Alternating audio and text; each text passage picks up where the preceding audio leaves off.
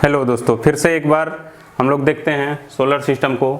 पिछली दो क्लास में हमने सन, बुध ग्रह, शुक्र ग्रह के बारे में जाना। इस वीडियो में, इस क्लास में हम लोग आगे की ओर देखेंगे और सारे ग्रह के बारे में। इससे पहले जल्दी आप लोग हमारे चैनल एडुसर्फ थिंक फॉरवर्ड को सब्सक्राइब कर दें, लाइक करें, शेयर करें। आते हैं, हम देखते हैं। हम लोग ये जानते हैं कि हमारे सौरमंडल में कुल 8 ग्रह। इन बातों को मैंने पहले बता दिया है। मैंने यहाँ यम लिखा है, प्लूटो। ये भी हमारा एक बौना ग्रह है, जिसको 2006 में बौने ग्रह की श्रेणी में डाल दिया गया था। आइए फिर से देखते हैं। हम लोगों ने बुध ग्रह के बारे में जाना, शुक्र ग्रह के बारे में जाना। अब हम अपनी पृथ्वी के बारे में जानते हैं। पृथ्वी के बारे में देख लेते हैं। पृथ्वी के बारे में जानकारी हम लोग लेते हैं, फिर इसका अलग से हम जानकारी लेंगे, अलग से इसका क्लास लिया जाएगा पृथ्वी के बारे में। इसके बारे में थोड़ी जानकारी ले ली जाती है। अभी पृथ्वी है क्या? पृथ्वी जो है ये जीवाश्म ग्रह है। जीवाश्म ग्रह, जीवाश्म ग्रह कहने का मतलब होता है जिसपे हम लोग जिंदा हैं, जीवित हैं। जीवाश्म ग्रह, ये इसको नीला ग्रह भी बोलते हैं। पृथ्वी को क्या बोलते हैं? नीला ग्रह। नीला ग्रह क्यों बोलते हैं? इस पे जल की अधिकता है। इस पे जल की अधिकता है क्योंकि इसमें जल की मात्रा बहुत ज़्यादा, इसलिए इसको हम नीला ग्रह भी कहते हैं। इसका सबका सिंबल हम लोग देखे थे ना, पिछली क्लास में हमने सबका सिंबल देखा था। पृथ्वी का भी सिंबल होता है इस तरीके का। ये हमारे पृथ्वी का सिंबल है।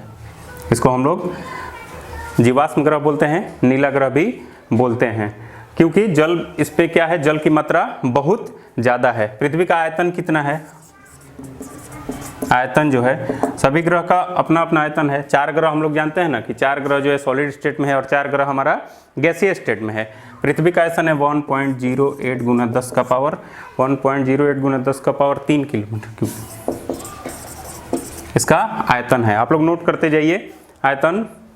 जो चीज़ लिखते जा रहे हैं नोट करते जाइए, क्योंकि हम इसको मिटाएंगे। फिर आप लोग नोट करते जाइए, हम करते जाएंगे, इसको मिटाते जाएंगे।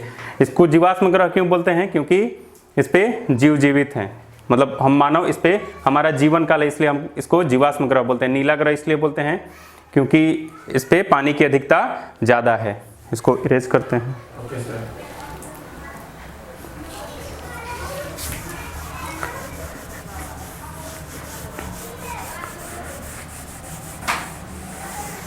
पृथ्वी के अंदर जानते हैं मैग्मा, लावा, ये सब चीज़ भरा हुआ है। इन सब चीज़ों के बारे में हम लोग अध्ययन करेंगे जब हम इसका एक क्लास केवल पृथ्वी के लिए लेंगे। उसमें हम लोग ये सब अध्ययन करेंगे।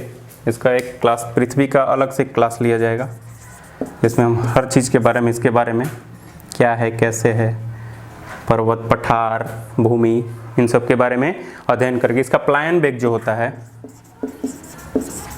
प्लायन वेग आप लोग को बताए थे।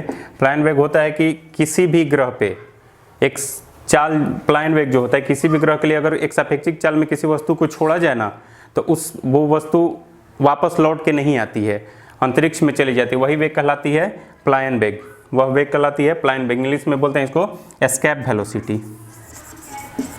एस्केप वेलोसिटी,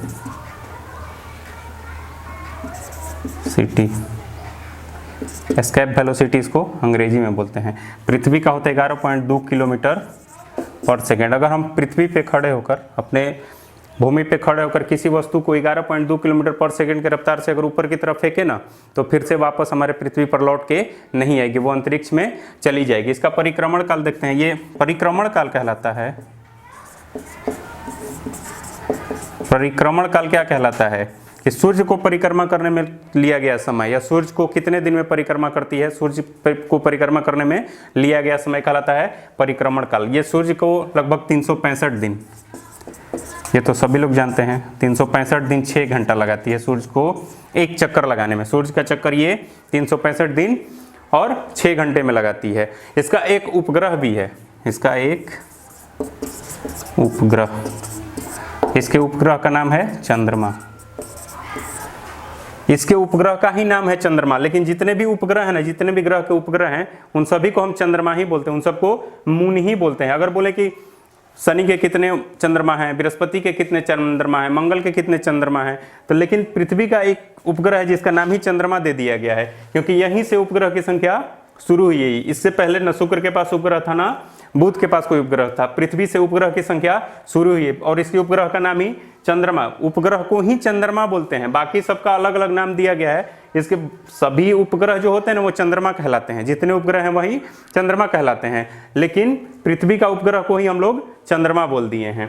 और इसका सौर काल कितना होता है, मतलब ये पृथ्वी एक चक्कर कितने देर में अपने अक्ष पे लगा लेती है, तो इसका सौर काल जो होता है, ऊपर मिटाते हैं,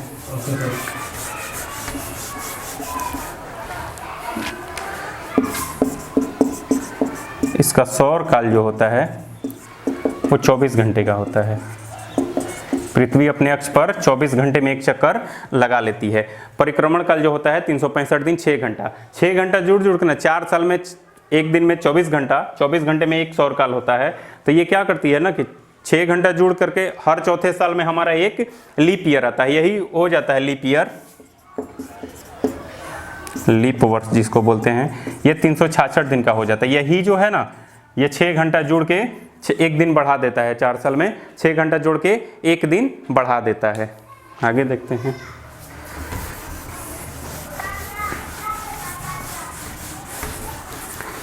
पृथ्वी पर जल की अधिकता है, इसलिए इसे नीला ग्रह बोलते हैं, जल की अधिकता के कारण। इसका द्रव्यमान जो होता है, द्रव्यमान जो होता है 5.97 गुना 10 का पावर 24 kg होता है। ये इसका द्रव्यमान होता है। कहीं कहीं आप लोग देखिएगा ना, तो ऐसे लिखा होता है 3.0 गुना 10 का पावर -6 kg। ये द्रव्यमान जो होता है ना, ये सौर मंडल के द्रव्यमान के उस हिस्से के बराबर होता है। पृथ्वी का द्रव्यमान ये सौर मंडल के द्रव्यमान के तुलना में देता है 3.0 गुना 10 के पावर -6 kg जो देता है। सौर मंडल के पूरे द्रव्यमान का इतना भाग है पृथ्वी, ये पृथ्वी का वो पूरे सौर मंडल के द्रव्यमान का इतना भाग है पृथ्वी। ये पृथ्वी का द्रव्यमान कितना है 5.97 गुना 10 के पावर 24। ये था हमारा पृथ्वी के बारे में जानकारी। और आगे हम लोग धीरे धीरे ऐसे करते हुए अन्य ग्रह की जानकारी लेंगे। अगर इसको लिखना है तो आप लोग लिख सकते हैं, अन्यथा हम मिटा रहे हैं।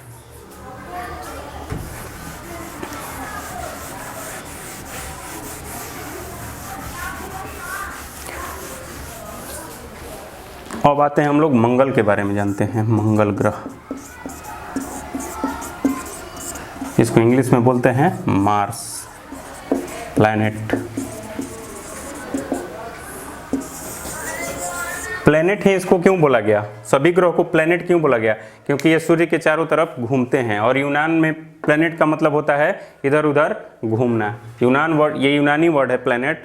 यूनान में प्लैनेट का मतलब होता है इधर उधर घूमना। तो सभी ग्रह जो है ना वो सूर्य के चारों ओर घूम रहे हैं, इसीलिए इनका नाम दिया गया है प्लैनेट, ग्रह इनका नाम दिया गया है। मंगल का जो सिंबल होता है ना, मंगल का सिंबल ऐसे होता है, ये इसका संकेत है, मंगल ग्रह का संकेत है। ये अगर क्वेश्चन दे दे, मान लीजिए कि ये संकेत लिख करके दे दे ये किस ग्रह का संकेत है, तो हम लोग जानते हैं कि ये मंगल ग्रह का संकेत है। मंगल ग्रह का कलर कैसा होता है, लाल।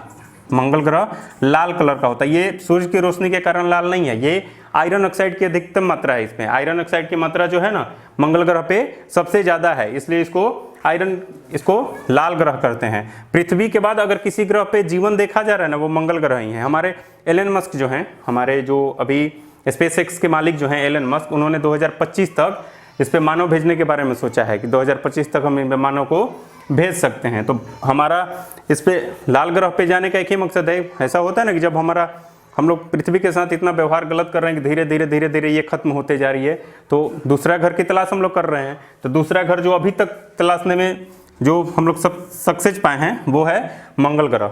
हमारे बहुत से नासा के साइंटिस्ट लगे हुए 2037 में मानव को वहाँ पे भेज दें, वहाँ रहने लायक बना दें, लेकिन हमारे एलन मस्क जो हैं वो 2025 तक का ही लक्ष्य रखें। वो सोचें कि 2025 में ही हम मार्स पे किसी को भेज दें।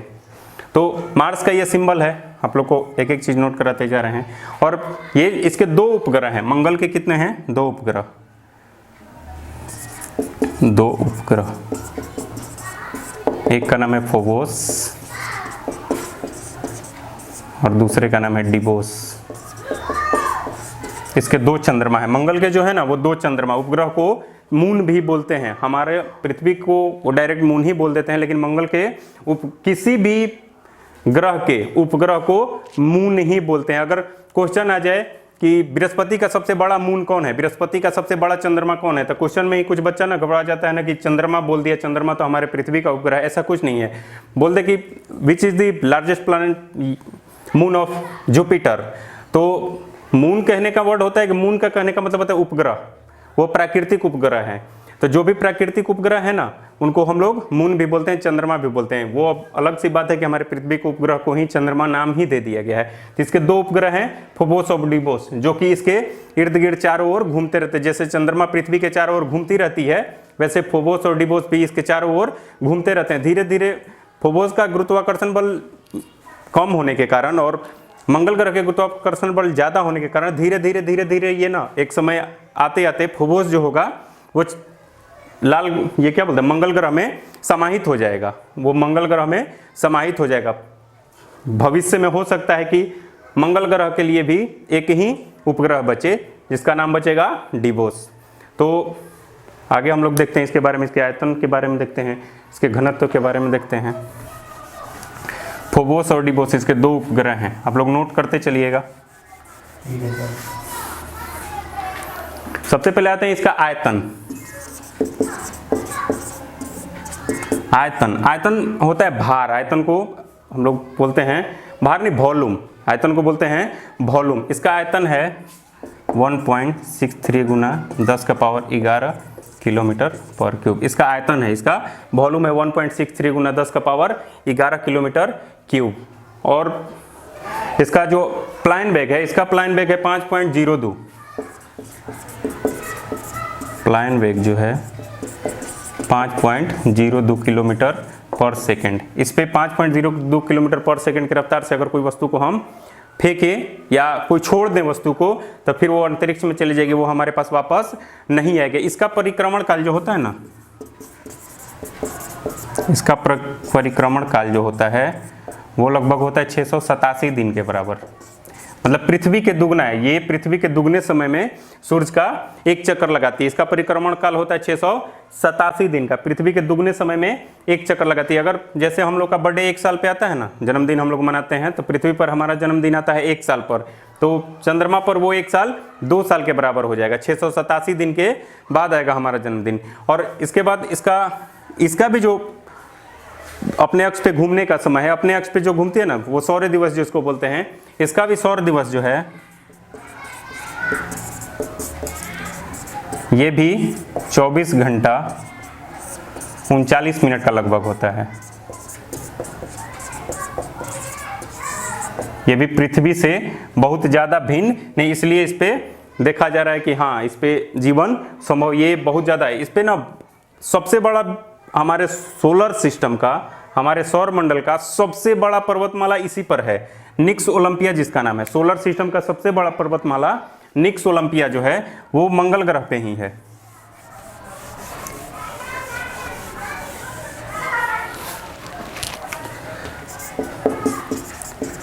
निक्स ओलंपिया, निक्स ओलंपिया जो ये हमारे हिमालय से लगभग 3 गुना ज्यादा ऊंचा है।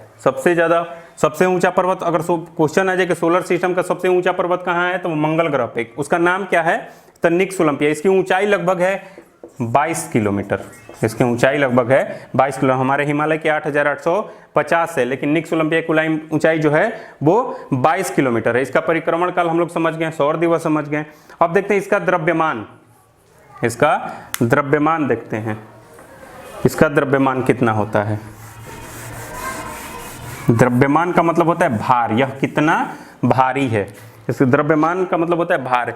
ये चारों जो होते हैं ना, बुध शुक्र बृहस्पति मंगल, ये चारों जो होते हैं ये हमारे ठोस ग्रह हैं, इन पे धरातल है। और ये चारों जो ग्रह हैं ना, बृहस्पति शनि अरुण वरुण, ये सब जो हैं ये सब ना गैसीय ग्रह हैं। इन पे इनका जो वायुमंडल है ना वो बादल की तरह है। अगर बादल पे जैसे हम खड़ा होंगे ना, उस तरीके का इसका वायुमंडल है। इसका द्रव्यमान देखते हैं।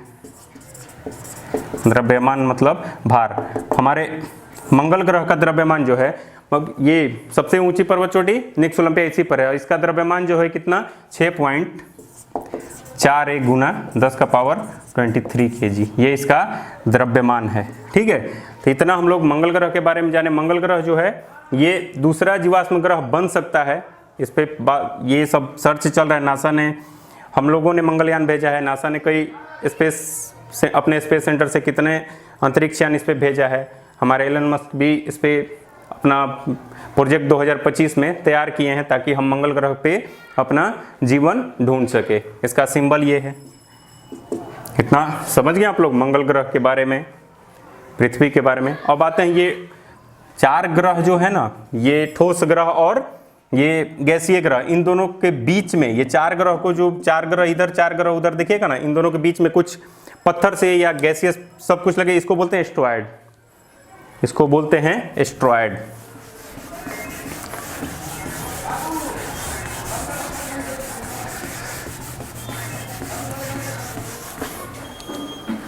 इसको बोलते हैं एस्ट्रॉयड।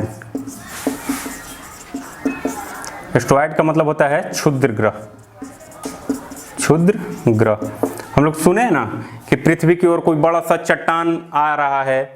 हम लोगों ने बहुत बार न्यूज में सुना है कि पृथ्वी पे बहुत बड़ा चट्टान, तो ये पृथ्वी के गुरुत्वाकर्षण बल के कारण ये इससे खींचा आता है। ये भी क्या करता है, सौर मंडल सूरज के चारों ओर घूमता है। सूरज अपने गैलेक्सी के चारों ओर, नक्षत्र के चारों ओर घूमता है। नक्षत्र जो है गैलेक्सी के चारों, मतलब वायुमंडल में सब चीज एक दूसरे को घूम रहा है, तो ये भी साथ साथ घूम रहा है। जैसे ही गुरुत्वाकर्षण बल किसी भी एस्ट्रॉयड का कम होता है ना, तो पृथ्वी की ओर आकर्षित होने लगता है। जब ये मंगल ग्रह को पार करके पृथ्वी को ओर आने लगता है और बहुत तेजी से आता है, जब तेजी से आता है तो वो वायुमंडल से घर्षण करते हुए आता है। जब घर्षण करते हुए आता है ना, तो उसमें आग पकड़ लेता है। जब आग पकड़ के वो वायुमंडल में ही खत्म हो जाता है ना, तो उसको बोलते हैं उल्का।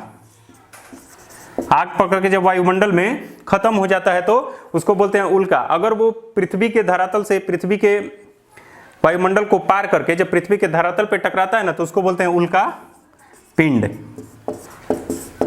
उसको बोलते हैं, अगर वो कहीं कहीं देखते हैं पृथ्वी पे गड्ढा बन जाता है, तो जब उल्का, ये क्षुद्र ग्रह पृथ्वी से टकराते हैं, जिनको बोलते हैं उल्का पिंड। उल्का, जैसे रात में हम लोग देखते हैं तारा टूटता है, वो कोई तारा वो ज्योग्राफी के हिसाब से, भूगोल के हिसाब से कोई तारा टूटता नहीं है। वो उल्का जो होते हैं वो आते हैं और घर्षण के कारण उनमें आग पकड़ लेता है, और आग पकड़ता है, वो जलते जलते जलते जलते अगर वो खत्म हो गए तो वो कहलाते हैं उल्का। अगर वो खत्म नहीं हुए, अगर वो पृथ्वी पर आकर के सीधे टकरा गए, धीरे धीरे आकर के गुरुत्वाकर्षण बल के कारण अगर वो खत्म नहीं हुए और वो आकर के पृथ्वी पे टकरा गए, तो पृथ्वी पे कहीं कहीं गड्ढा हो जाता है। गड्ढा बहुत बड़ा गड्ढा होता है, जैसे समुद्र के आकार का या छोटे छोटे महासागर के आकार का, सागर के आकार का, अब वैसे गड्ढा होते हैं ना, और फिर बाद में उनमें पानी भर जाता है, तो वही कहलाते हैं उल्का पिंड। और जो टकराते नहीं है, जो हवा में ही खत्म हो जाते हैं, वायुमंडल में ही खत्म हो जाते हैं, रात में हम लोग देखते हैं कि वो एक टूटता हुआ तारे के रूप में दिखते हैं, तो वह कहलाते हैं उल्का। और जो हमारे पृथ्वी पर आ जाते हैं वह कहलाते हैं उल्का पिंड। और वैसे ये सब कहलाते हैं एस्ट्रॉयड, क्षुद्र ग्रह। तो इतना आप लोग देखिए, फिर हम एक एक करके शनि, बृहस्पति, शनि, अरुण, वरुण के बारे में समझा रहे हैं।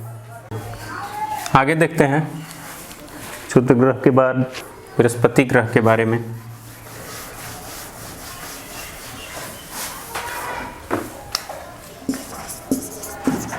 बृहस्पति, इसको हम लोग इंग्लिश में बोलते हैं जुपिटर। बृहस्पति ग्रह को इंग्लिश में बोलते हैं जुपिटर। जुपिटर इसका नाम दिया गया, वो कहाँ के लोग थे, यूनान के लोग थे ना, उनके देवता, रोमन लोग के देवता का नाम था जुपिटर। इसी के नाम पे इसका नाम जुपिटर रखा गया था। और ये हमारे सौर मंडल का सबसे बड़ा ग्रह है। सौर मंडल का जो है सबसे बड़ा ग्रह है सौर मंडल का। इसका रंग जो होता है वो नीला होता है। सौर मंडल का सबसे बड़ा ग्रह होता है, इसका रंग जो होता है, पीला होता है, नीला नहीं पीला। इसका रंग जो होता है पीला होता है, ये येलो कलर का होता है। ये गुरुवार के दिन हम भगवान की पूजा करते हैं, देखते हैं हम लोग पूरा पीला वस्त्र पहनते हैं, इसी के कारण इसका रंग पीला होता है। इसका सिंबल जो होता है ना, ये जैसे हम लोग हिंदी में 4 लिखते हैं ना, इस प्रकार का इसका सिंबल होता है। ये इसका सिंबल है, ये जुपिटर का सिंबल। हर ग्रह का अपना अपना एक सिंबल होता है। तो जुपिटर का सिंबल इस प्रकार का, हम लोग 4 लिखते हैं ना, डिजिट में 4, इस प्रकार का इसका सिंबल, ये थोड़ा सा ऐसे होता है, ये इसका सिंबल होता है। ये हमारे सौर मंडल का सबसे बड़ा ग्रह। और ये 4 ग्रह पता है ना, ये गैसियस ग्रह हैं। इनका जो धरातल है वो गैसीय अवस्था में, वो एक बादल की अवस्था में है। यहाँ पे हम खड़े नहीं हो सकते हैं। जिस प्रकार से बादल पे खड़े होंगे वो अनुभव होगा ना, उस प्रकार से इस पे खड़े होंगे तो वैसा अनुभव होगा। इस पे हम लोग खड़े नहीं हो सकते। इनका धरातल जो है ये गैसीय अवस्था में है, तरल अवस्था में है, इसलिए ये 4 बृहस्पति, शनि, अरुण, वरुण को हम गैसियस प्लैनेट बोलते हैं। ये बाह्य ग्रह भी बोलते हैं इनको अंतः ग्रह भी बोलते हैं। ये ठोस ग्रह हैं और ये गैसीय ग्रह हैं, ठीक है। उसके बाद इसका परिक्रमण काल जो होता है ना, परिक्रमण काल जो होता है वो 12 वर्ष के बराबर होता है। ये सूर्य को एक चक्कर जो है, सूर्य का एक चक्कर जो है वो 12 वर्ष में लगाता है। सूर्य का एक चक्कर जो होता है वो 12 वर्ष में लगाता है। और इसकी गति जो होती है ना, गति ये 13.07 किलोमीटर पर सेकंड के रफ्तार से चलता है। पॉइंट के बाद कोई अंक इधर उधर हो सकता है, ध्यान दीजिएगा आप लोग, ये मायने नहीं रखता है, मायने यही रखता है। तो 13.07 किलोमीटर पर सेकंड की रफ्तार से वो चलता है। ये हमारे सौरमंडल का सबसे बड़ा ग्रह है। तो इसका उपग्रह भी है ना, सौरमंडल से सबसे ज्यादा इसके पास उपग्रह है। इसके पास उपग्रह की संख्या लगभग 79 है 2018 के अनुसार। 2018 तक जब देखा गया तो इसके उपग्रह की संख्या 79 है। और सबसे बड़ा उपग्रह इसका है गैनीमीड, जिसको हम लोग ज्ञानीमीड भी पढ़ देते हैं। गैनीमीड इसका सबसे बड़ा उपग्रह है। ये तरल अवस्था में रहता है। इस पे 90% हाइड्रोजन और 10% हीलियम है। 90% हाइड्रोजन और 10% हीलियम पाया जाता है इस ग्रह पे। ये हमारे सौरमंडल का सबसे बड़ा ग्रह है। तो हम लोग देख लिए कि सबसे बड़ा ग्रह किस रंग का है, पीला रंग का है। इसका परिक्रमण वर्ष कितना है, 12 वर्ष है। इसकी गति 13 इसके उपग्रह की संख्या कितनी है, 79 है। सबसे बड़ा गैनीमीड। इस पे ये तरल अवस्था में कौन सा चीज पाया जाता है सबसे ज्यादा, 90% हाइड्रोजन और 10% हीलियम। ये सब चीज इसमें पाया जाता है। इतना देख लिया आप लोग। अब आगे हम लोग जानते हैं शनि के बारे में।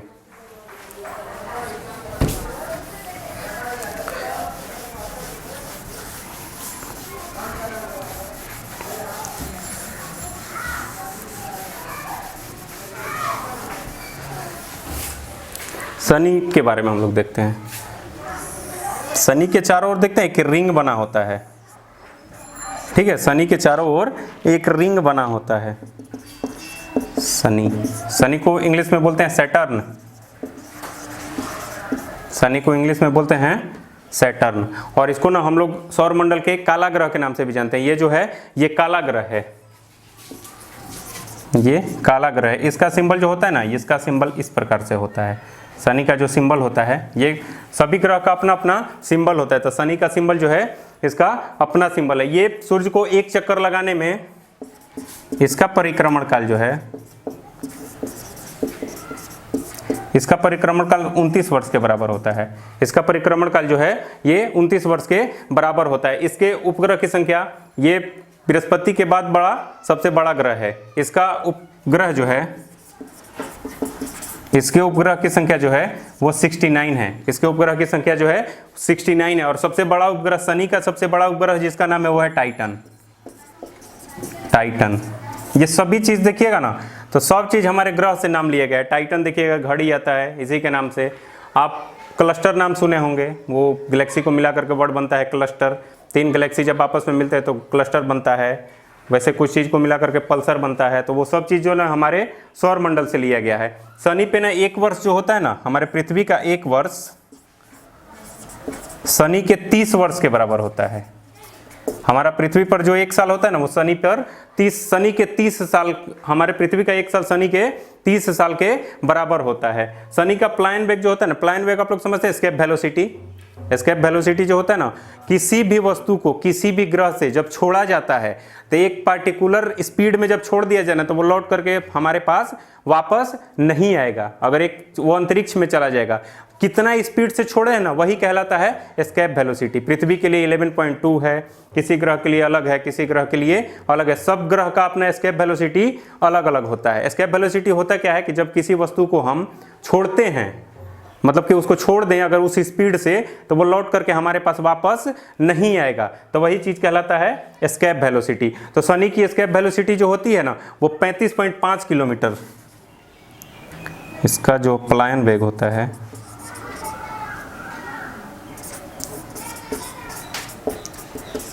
35.5 किलोमीटर पर सेकंड के कि से अगर हम लोग किसी वस्तु को इस पर से छोड़ें तो फिर लौट करके हमारे पास वापस नहीं आएगी, वो अंतरिक्ष में चली जाएगी, फिर वापस नहीं आएगी। धरती का होता है 11.2।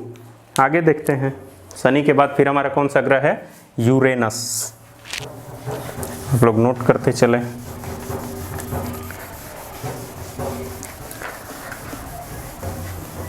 पिछले क्लास में पता था किसको अरुण बोले, किसको वरुण बोले, तो हमारा है ना UN, Uranus, Arun and Neptune. हमारा सदस्य है ना UN राष्ट्र होता है ना, तो उसी से याद कर लें UN, यूरेनस अरुण और नेपच्यून वरुण। और एक आता है प्लूटो। प्लूटो को हम लोग ग्रह की श्रेणी से खत्म कर दिए हैं। अब देखते हैं हम लोग कौन सा है? अरुण, यूरेनस। इसका कलर जो होता है ना हल्का नीला होता है। इसका कलर कैसा होता है? हल्का नीला होता है। यूरेनस का कलर जो होता है वो हल्का नीला होता है।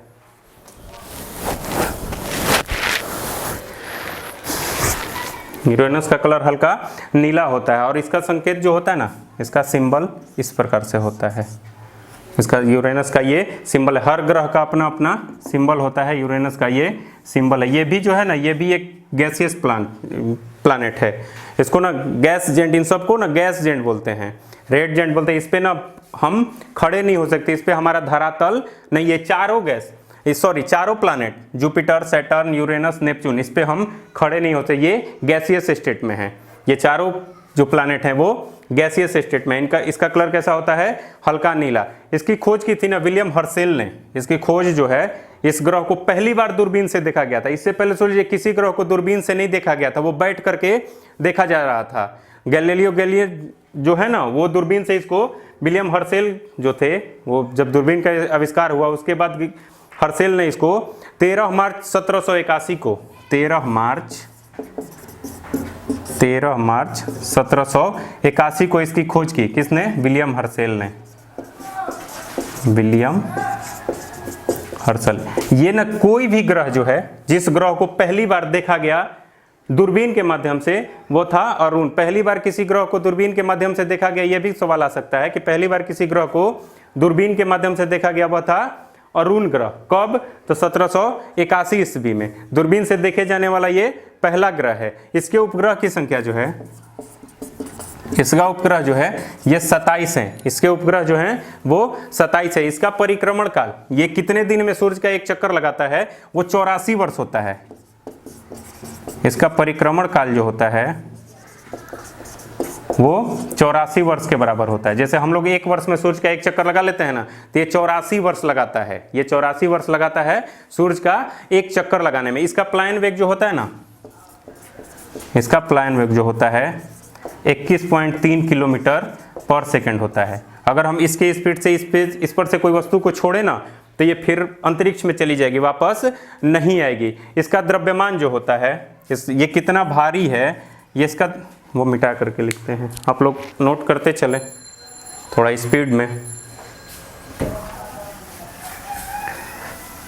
इसके उपग्रह की संख्या कितनी होती है? 27। अरुण के उपग्रह की संख्या होती है 27। इसका द्रव्यमान देखते हैं। इसका द्रव्यमान होता है 8.6 गुना 10 का पावर 23 kg। इतना वजन होता है इसका। ये पृथ्वी से बहुत बड़ा है, पृथ्वी से बहुत बड़ा है।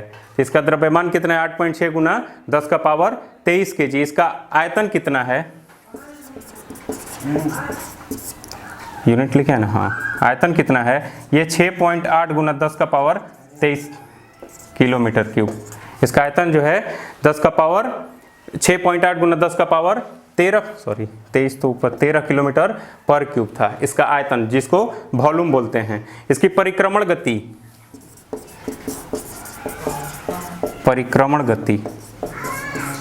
6.8 किलोमीटर पर सेकंड की रफ्तार से ये अपने पोल पे, अक्ष पे घूमता है, जिसको बोलते हैं परिक्रमण गति।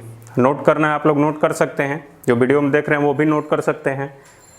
उसके बाद हम आएंगे वरुण ग्रह पर और प्लूटो के बारे में थोड़ा जानेंगे। प्लूटो को क्यों निकाल दिया गया ग्रह की श्रेणी से, उसके बारे में जानेंगे। इसको नोट कर सकते हैं आप लोग। इसका सबसे मुख्य जो है ना उपग्रह तो 27 है। इसका मुख्य उपग्रह जो है जिसको जो कोई एग्जाम में आता है, मुख्य उपग्रह, इसका मुख्य उपग्रह है मिरांडा। मिरांडा इसका सबसे मुख्य उपग्रह है, इतना नोट कर सकते हैं आप लोग।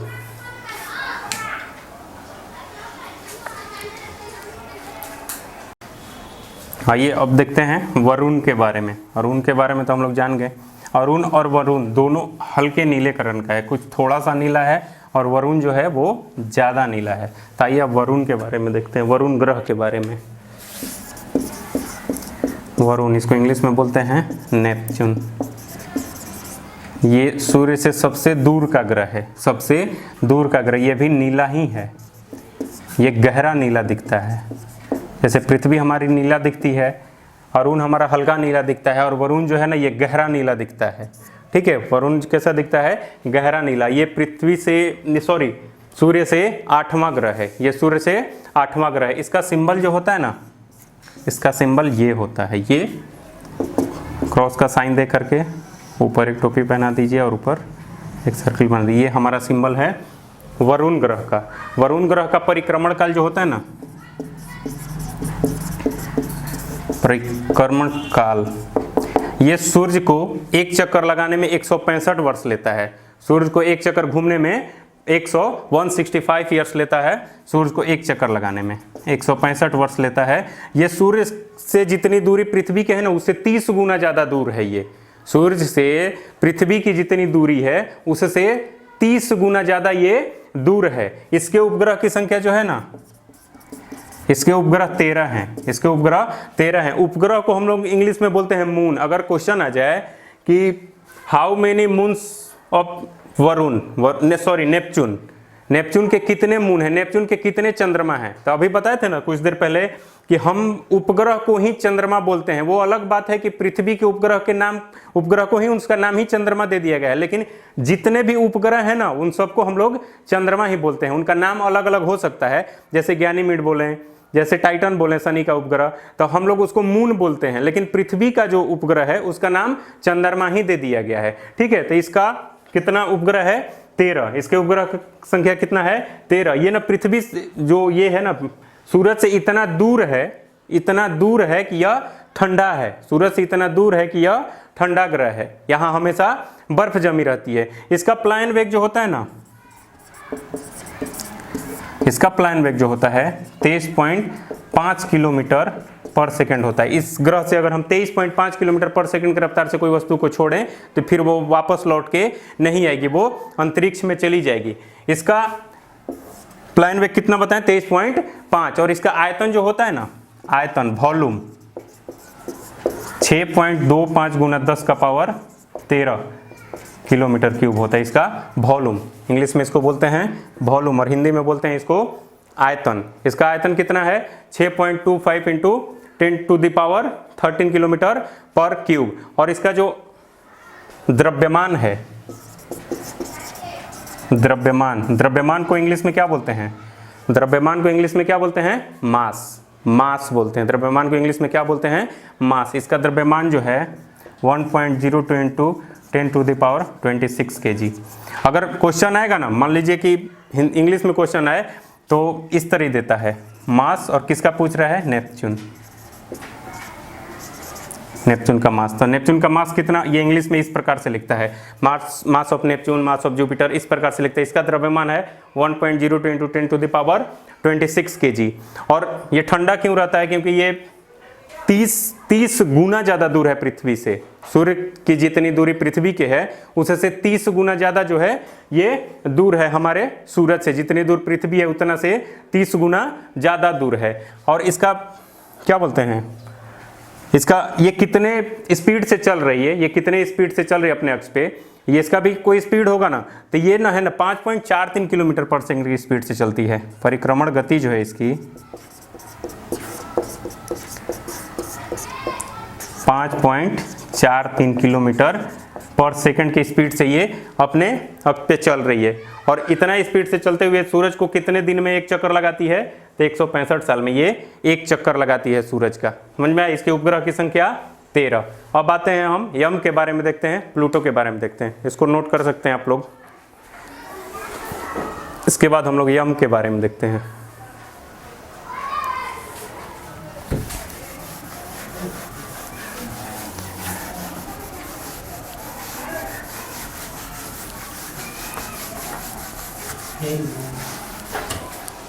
प्लूटो, इसको हिंदी में बोलते हैं यम।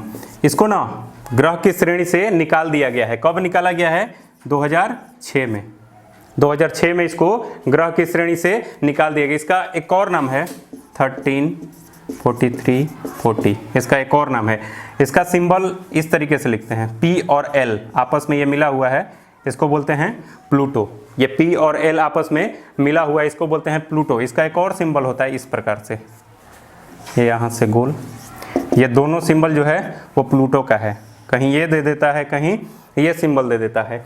इसको इसलिए बौना ग्रह बोला जाता है कि क्योंकि इसको ना ग्रह की श्रेणी से 2006 में निकाल दिया गया, क्योंकि ग्रह, किसी भी ग्रह को ना 3 रूल फॉलो करने होते हैं।